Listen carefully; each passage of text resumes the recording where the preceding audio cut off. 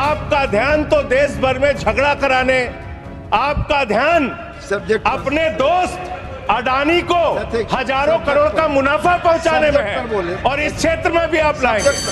Sir thank you sir, इन्होंने यहाँ पर पीछे से कमेंट किया, आपने सुना? नहीं, मैंने नहीं आपने सुना सर? आपको सुन रहा हूँ, आपने सुना? आपको सुन रहा हूँ सर। रिश्वत कैसे ली जाती है इन लोगों को पता है? चिल्लाने लगे सुनते ही, नो नथिंग, सुनते ही चिल्लाने लगे। प्लीज। 2014 में जब चुनाव प्रचार में ये लोग निकले थे, तब कहते थे वोट दे दो, बीजेपी को जिता दो, डीजल 40 रुपए का हो जाएगा, पेट्रोल 50 रुपए का हो जाएगा। आपकी एक नेता का भाषण है, सदन में नहीं होगा तो मैं भेज दूंगा, आप सुन लीजिएगा। 50 रुपए का पेट्रोल हो जाएगा। और मान्यवर, उस समय दुनिया के पैमाने पर कच्चे तेल का दाम क्या था? $135 प्रति बैरल तक एक कच्चे तेल का दाम गया था। बावजूद इसके ना तो डीजल ने ना पेट्रोल ने, किसी ने सेंचुरी नहीं मारी। लेकिन जब पेट्रोल का दाम, कच्चे तेल का दाम दुनिया के पैमाने पर अंतर्राष्ट्रीय बाजार में $19 प्रति बैरल हो गया कोरोना के समय में, उस वक्त भी हिंदुस्तान में आपने महंगा डीजल बेचा, महंगा पेट्रोल बेचा, डीजल और पेट्रोल का दाम आपने कम नहीं किया।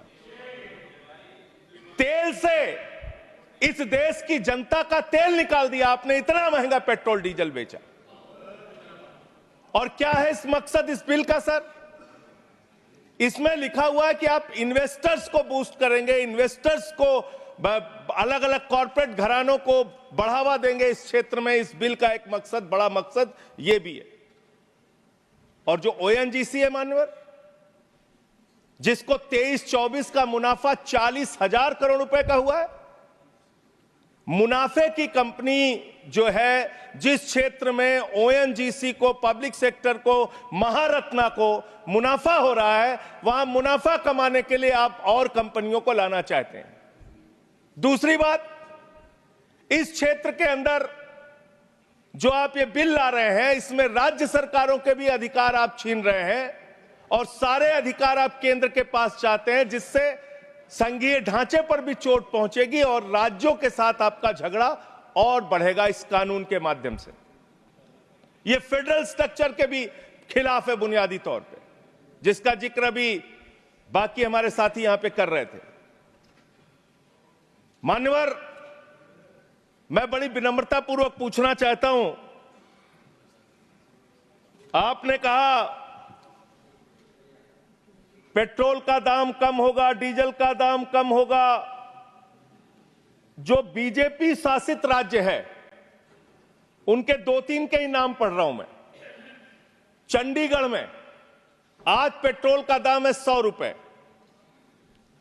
बिहार में आज पेट्रोल का दाम है 105 रुपए। और जिस दिल्ली की आप आलोचना करते रहते हैं, बार हर बात पे आलोचना करते रहते हैं, यहां पेट्रोल का दाम है 94 रुपए। दिल्ली के मुख्यमंत्री रहते हुए अरविंद केजरीवाल ने बिजली फ्री दिया, पानी फ्री दिया, शिक्षा फ्री दिया, इलाज फ्री दिया। महंगाई से लोगों को बचाने के लिए पेट्रोल और डीजल भी सस्ते दामों पर दिया। पेट्रोल और करप्शन पे तो बोलने लग जाऊंगा तो अडानी को तो लेकर बैठे हुए हैं। आप 2200 करोड़ रुपए की रिश्वत खिलाई अडानी ने। Nothing is going on record. 2200 crore रुपए की रिश्वत आपके अधिकारियों को। संजय जी, 2200 करोड़ की रिश्वत। संजय जी प्लीज। सर वो क्या बोल रहे हैं सर? वो आप इधर बोलेंगे कि उधर बोलेंगे प्लीज। सर 2200 करोड़ रुपए की अडानी ने रिश्वत खिलाई हिंदुस्तान में महंगी बिजली बेचने के लिए। सब्जेक्ट पर बोले वही रिकॉर्ड पे जाएगा। सब्जेक्ट पे ही बोल रहा हूँ सर। प्लीज सर, मैं सब्जेक्ट पे बोल रहा हूँ। सब्जेक्ट में आपको याद दिला दूं? मैं बोल रहा हूं सर, ऑयल एक्सप्लोरेशन। सर मुझे बोलने दीजिए सर। आप बोल। मैं कह रहा हूं सर, यहां पर आपने मोदी जी का इतना बखान किया, हमने सुना उसको। आपको बोलने का मौका था, आपने बखान किया। लेकिन जब एक राज्य सरकार के कामों का हम कुछ उदाहरण देने लगते हैं, तो इससे आप तुरंत पेट में दर्द होने लगता है। अरविंद केजरीवाल ने बिजली फ्री दिया, पानी फ्री दिया, शिक्षा फ्री दिया, इलाज फ्री दिया, सस्ता पेट्रोल डीजल दिया। चिल्लाने लगे सुनते ही, नो नथिंग, सुनते ही चिल्लाने लगे। प्लीज। और मान्यवर ये मुद्दा है आपका इसलिए समय खत्म हो कि आप, खत्म कर रहा हूं, इसलिए कि आपका ध्यान देश में डीजल कैसे सस्ता हो, पेट्रोल कैसे सस्ता हो, इस पे नहीं है। आपका ध्यान तो देश भर में झगड़ा कराने, आपका ध्यान सब्जेक्ट अपने दोस्त अडानी को Nothing. हजारों करोड़ का मुनाफा पहुंचाने में Subject पर बोले। है, और इस क्षेत्र में भी आप लाएंगे। Sir, thank you. सर इन्होंने यहां पर पीछे से कमेंट किया, आपने सुना? नहीं, मैंने नहीं आपने सुना मैं सर? आपको सुन रहा हूँ, आपने सुना? मैं आपको सुन रहा हूँ संजय जी। रिश्वत कैसे ली जाती है इन लोगों को पता है।